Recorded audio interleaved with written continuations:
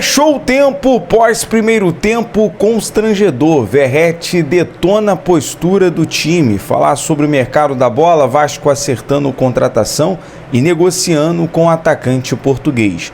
Fala galera, sejam bem-vindos ao canal BTB Esportes. Eu sou o Jonatas Santos, chegando com tudo neste dia, trazendo notícias, informações, repercutindo um pouco sobre a partida de ontem, falar sobre o jogo, mas antes eu peço humildemente, se você não é inscrito aqui no canal, inscreva-se, ative o sino das notificações, na opção todos, deixa o like no vídeo, é importante para o nosso trabalho, importante para o crescimento do canal. Seu like faz com que a plataforma entenda que o vídeo é relevante e acaba recomendando para muitos cruzmaltinos apaixonados e apaixonados mesmo. Aqui você tem voz, deixe nos comentários sua opinião, a sua indignação sobre o jogo de ontem, né? O Vasco chega atrasado na partida de ontem, porque o elenco só chegou para jogar o segundo tempo. Essa é a realidade.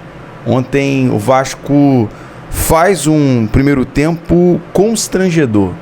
Eu acho que o que define essa partida e a boa atuação no segundo tempo não esconde que o time é ruim, que o time é limitado. E o problema não tá a gente aqui cobrar jogador, cobrar técnico, tem que ser cobrado também. Mas cobrar quem é responsável de colocar esses jogadores, de contratar esses jogadores, do Vasco estar nessa situação. Eu acho que a atuação constrangedora demonstra a falta de peças. Foi essa a minha cobrança ali e a minha pergunta ao Carille na coletiva. A gente está gravando aqui o vídeo, são agora 3 horas e 50 minutos. E a adrenalina não baixa. Não baixa. Sabe? Eu acho que o jogador teria que ter essa indignação, teria que ter essa vergonha, porque o Vasco faz uma atuação, é claro, que diante da qualidade técnica que tem o Flamengo, já era basicamente esperado um resultado dessa forma. Mas o torcedor quer ver uma postura diferente do Vasco, muito básico como foi ali o segundo tempo. Mas não existe o Vasco abdicar de jogar o primeiro tempo. Não existe. Não existe o Vasco de entrar com medo em campo. Uma partida onde o Vasco demonstrou medo do Flamengo. Isso é inadmissível. Isso é revoltante. E assim, daqui a pouco eu vou trazer um áudio do Verratti, fazendo ali a cobrança sobre autocrítica, sobre vergonha na cara. E é verdade. Eu sei que é uma palavra de baixo escalão, mas precisa dessa vergonha. O Vasco não consegue ser competitivo contra o Sampaio Corrêa. Vem de um resultado negativo contra o Fluminense, contra o Volta Redonda. E onde nós vamos parar? Aonde esse time vai parar? Que esperança o torcedor tem que o Vasco vai conseguir se classificar de um time que chega numa primeira fase motivado pela grana que é da classificação e motivado por fato de saber que pode competir com o Vasco. Porque hoje o Vasco, nessa postura, não compete com absolutamente ninguém. Ninguém.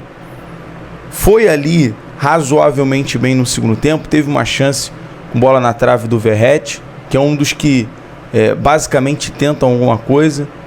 Pumita faz ali um cruzamento, Lucas Freitas também atuou bem na zaga, mas acho que é o único que dá para salvar em algum detalhe. Fora isso, depois que o Felipe Luiz fez as substituições, colocou jogadores mais velozes, como por exemplo o Everton Cebolinha, que fez o gol, que fez o que quis, conseguiu ali fazer um gol onde é um problema crônico do Vasco.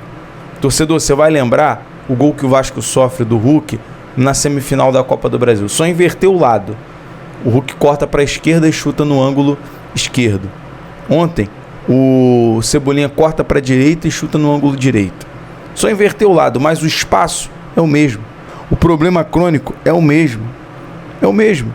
As peças limitadas, eu acho que vai muito em consideração pelo trabalho que a diretoria vem fazendo.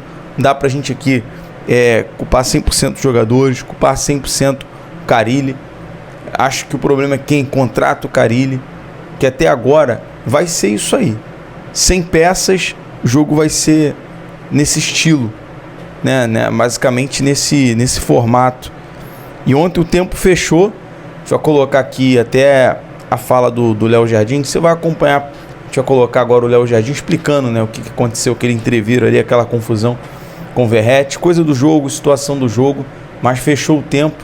A gente vai acompanhar a fala do Léo Jardim.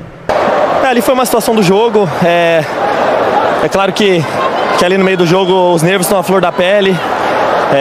Não dá pra pedir por favor, não dá pra pedir com licença, então às vezes a gente acaba discutindo, mas é sempre pro bem do Vasco, pro bem do time. São coisas que acontecem, nada demais. E com relação à nossa equipe no primeiro tempo, a gente teve muita dificuldade, eles impuseram um ritmo muito forte, uma pressão muito forte, e a gente não conseguiu impor o nosso jogo. Bom, e agora eu vou colocar para você ouvir também, acompanhar o momento que o Verratti sai indignado do campo e fala, né, chama atenção, detona ali a postura do time, fala sobre autocrítica e também sobre vergonha na cara, né? Acho que falta esse senso de vergonha na cara, de vontade. Eu acho que não dá para você chegar numa partida atrasado, né, e jogar só o segundo tempo. Enfim, nós vamos ouvir o capitão do Vasco. O primeiro tempo foi muito ruim. A gente tem que ter muita autocrítica. No primeiro tempo a gente jogou sem vergonha. E segundo tempo a gente melhorou, mas não nos alcançou. Eles têm um time muito qualificado. A gente fez um grande esforço, mas tem que seguir trabalhando. Tem que ser humilde, tem que trabalhar mais, tem que ter mais sacrifício e tem que melhorar muito. No final foi a gente sentou de respeitar por lo que o jogador dele fez, mas foi parte do jogo. Fez aqui. A gente tem que ter muita autocrítica, muita vergonha para melhorar. Estamos numa fase ruim, tem que fazer-se responsável a gente e trabalhar o doble para devolver a nossa torcida o que merece.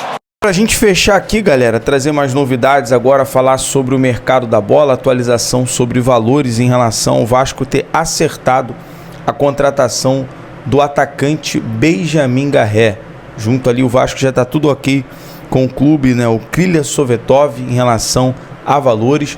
O jogador é esperado, né, nos próximos dias, já no Rio de Janeiro, a sua chegada para poder assinar, para poder realizar os exames. E o clube, né, o russo aceitou, aliás, o Vasco, que na negociação aceitou pagar 2,5 milhões de euros, cerca de 14,2 milhões. Só atualizando aqui a questão de valores, né, nosso amigo Tébaro do Globo Esporte trouxe esse detalhe, pela contratação do argentino. Mais 1 milhão de euros, ou seja, 5,7 milhões, atrelado às seguintes metas: 800 mil euros se ele atuar em 40% dos jogos em 2025, 200 mil euros por participação de gols e classificação para a Libertadores, e o valor final do negócio pode chegar até 20 milhões de reais. Portanto, o Vasco consegue contratar, através de um acerto, um jogador em definitivo. E agora, para a gente fechar aqui o nosso vídeo, nosso giro desta manhã, falar sobre negociação com o atacante português. O Vasco negociou a contratação do atacante a contratação do atacante português Nuno Moreira, do Casa Pia. Conversas já estão em andamento. Nuno Moreira tem 25 anos, 1,73 m de altura e prefere jogar com o pé direito. Informação que veio dos amigos Matheus Gilbert e Carlos Berbert, faz um excelente trabalho em apuração.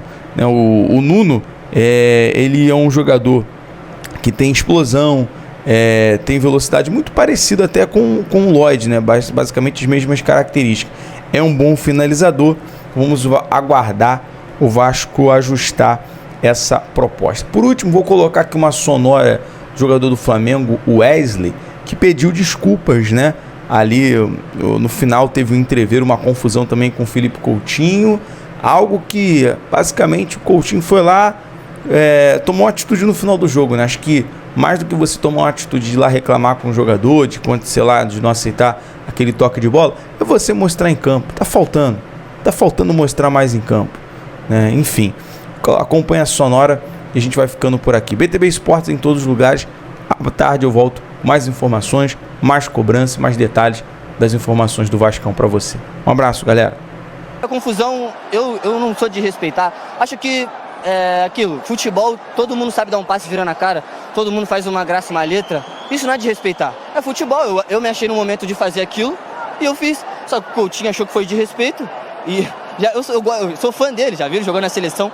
E ele tem vários passes virando a cara também e, tipo, quando acontece com ele já tá bravo porque perdeu e veio descontar em mim. Só que eu fugi de confusão, cara. Sou tranquilo, desculpa se eu desrespeitei o Vasco, não foi minha intenção.